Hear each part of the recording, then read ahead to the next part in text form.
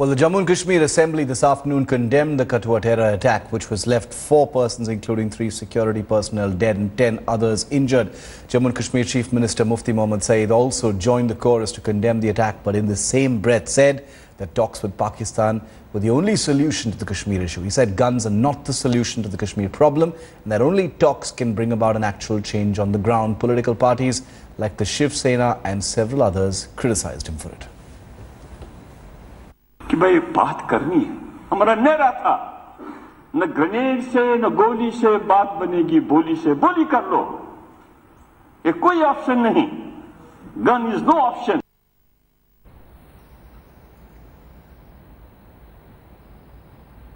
Test for the newly formed government in Jammu and Kashmir, and also in the backdrop of the reinitiated dialogue between New Delhi and Islamabad. How do we look at these Kathua attacks? To understand that, I'm joined here by Mr. Hussain Haqqani, former ambassador of Pakistan to the United States.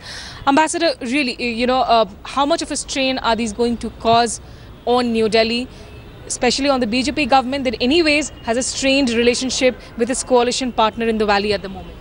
Politically, it is difficult for any government in India to be seen as being soft on cross-border terrorism.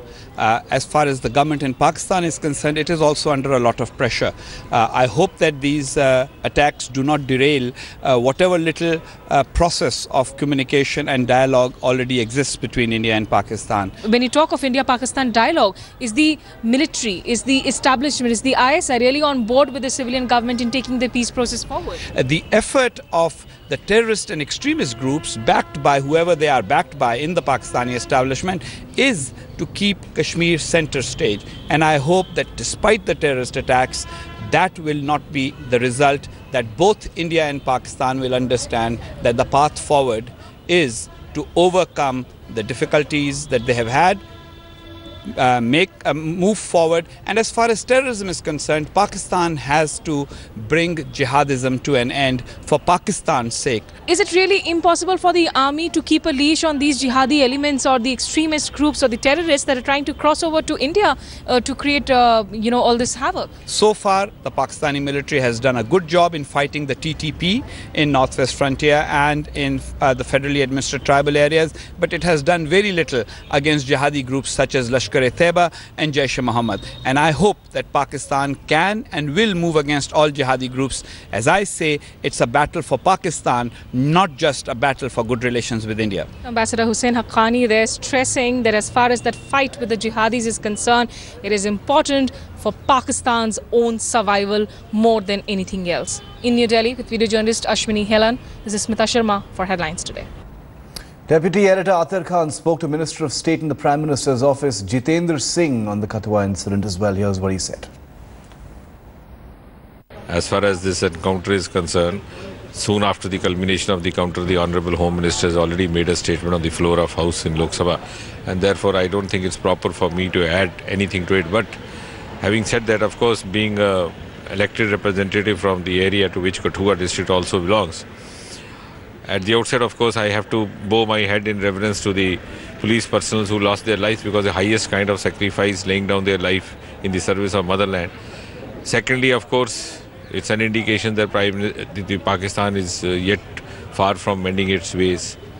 And third, of course, as far as sensitive issues like Armed Forces Special Powers Act is concerned, I think we need to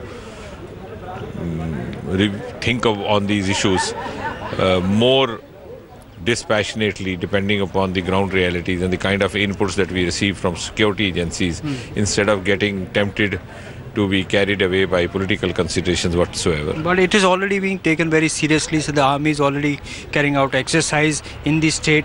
What do you have to say? No, certainly army has been doing a commendable job, and I think there are no words too many to appreciate and admire the manner in which the army has put up a fort in the state of Jammu and Kashmir, and they have made tremendous amount of sacrifices to uphold the integrity of the Indian Republic in the state of Jammu and Kashmir.